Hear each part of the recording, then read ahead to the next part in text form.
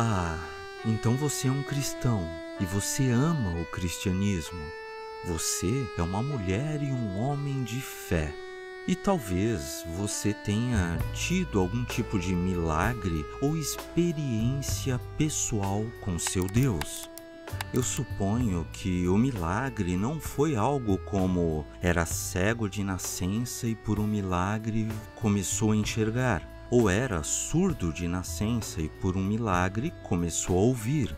Nestes casos eu vou dar uma dica de alguém que é um pouquinho inteligente. Se tais milagres acontecessem de fato e um cego de nascença começasse a enxergar, ele precisaria de anos de adaptação, pois ele nunca enxergou nada na vida. Ele nunca viu cores, muito menos teria senso de profundidade e distância das coisas. Além de que pessoas seriam alienígenas para ele, pois ele nunca viu pessoas antes.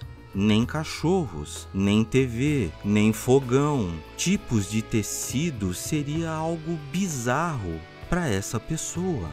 Se você acha que um cego de nascença voltando a enxergar por algum milagre, ele sairia andando da igreja, você está completamente enganado, você é ingênuo. A pessoa estaria completamente desorientada, pois a quantidade massiva de informações que ela está tendo com a volta da sua visão deixaria ela completamente desorientada. Se você acha que um cadeirante de nascença, que por algum milagre teve a movimentação de suas pernas restauradas, não, ele não sairia andando da igreja, pois ele não tem noção de equilíbrio. Seria como um bebê que começa a andar de forma desengonçada. Todos os religiosos têm essa ideia infantil de que o cadeirante, voltando a andar, ele simplesmente levantaria da cadeira de rodas e sairia andando. E não é o caso. Se tratando de experiências com Deus, lamento dizer, mas essas experiências pessoais sempre vêm com algumas pegadinhas. Se foi uma experiência com Deus na igreja, perceba que por várias vezes o pastor, padre, bispo ou qualquer líder religioso que esteja no púlpito, eles sempre pedem para todos sentarem e levantarem dúzias e dúzias de vezes, e você sendo comandado sempre. Quem está no púlpito diz e você faz ou repete. Assim, aos poucos, você fica condicionado à sugestão. Afinal, você só está obedecendo o que é dito para você. É bem simples. Se naquela noite, naquele culto, você não teve a tal experiência com Deus, talvez no próximo culto.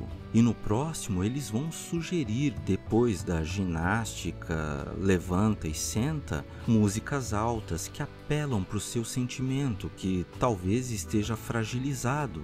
E sugerem, deixe o Espírito Santo entrar. Obviamente, só dizer isso não muda muita coisa. Você pode até desejar muito, você pode até pedir por isso.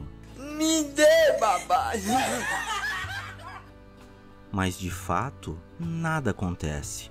E é neste momento que vem a próxima sugestão. Fale em línguas, povo de Deus.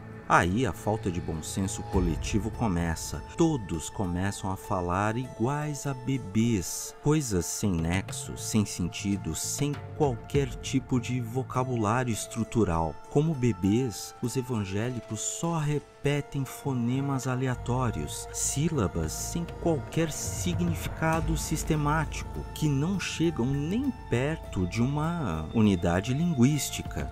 Essa coisa de falar em línguas começou no livro de Atos. E o contexto era que foi feita uma reunião onde haviam vários estrangeiros, coisas do Pentecostes. e lá estavam os discípulos semi-analfabetos, e do nada eles começaram a falar e todos os estrangeiros entendiam. Pentecostes foi o primeiro Google Translator da história, entende?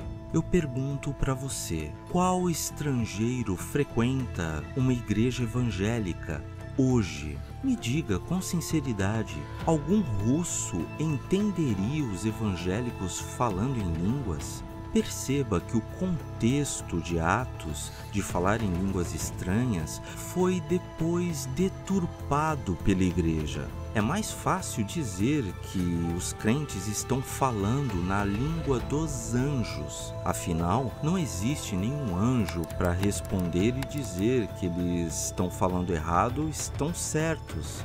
A maioria dos religiosos se comunica em seu idioma nativo, falando malmita, pobrema, prástico, tô potregido. Que destreza!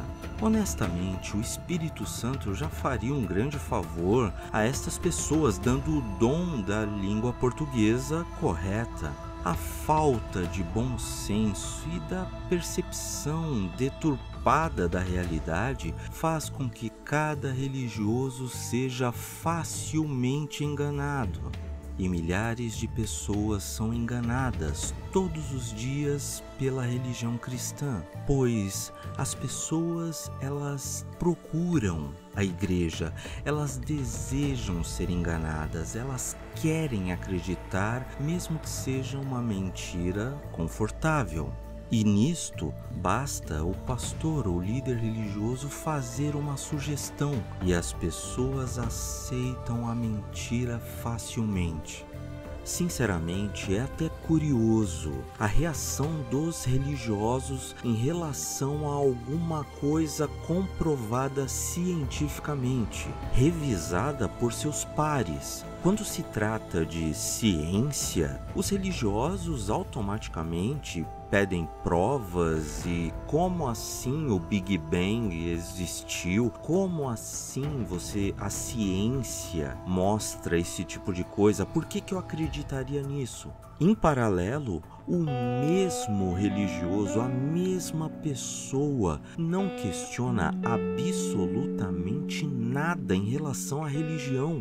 E olha que, no caso da ciência, tudo é revisado por seus pares, tudo passa pelo crivo de questionamentos em todo o planeta. E ainda assim, o religioso acredita em cobras, jumentas, plantas falantes, dragões. Todo religioso, ele vive num mundo de fantasia e ele simplesmente não consegue lidar com a realidade. E é por isso que para ele é mais fácil acreditar numa cobra e numa jumenta falante do que acreditar em coisas comprovadamente científicas. Afinal, a parte científica, se você tem dúvidas e você quer saber a verdade, basta estudar, pesquisar. A verdade está lá.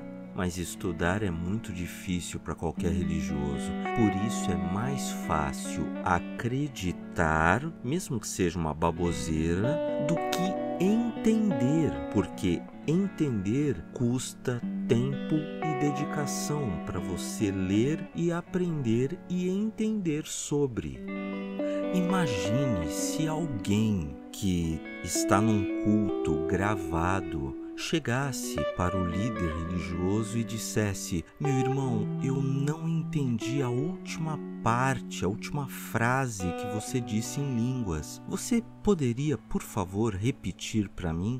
A verdade é que o líder religioso não conseguiria repetir o que ele falou antes em hipótese alguma, porque o falar em línguas é completamente aleatório, são sílabas sem nenhum sentido, sem nenhuma ordem. É realmente como um bebê falando.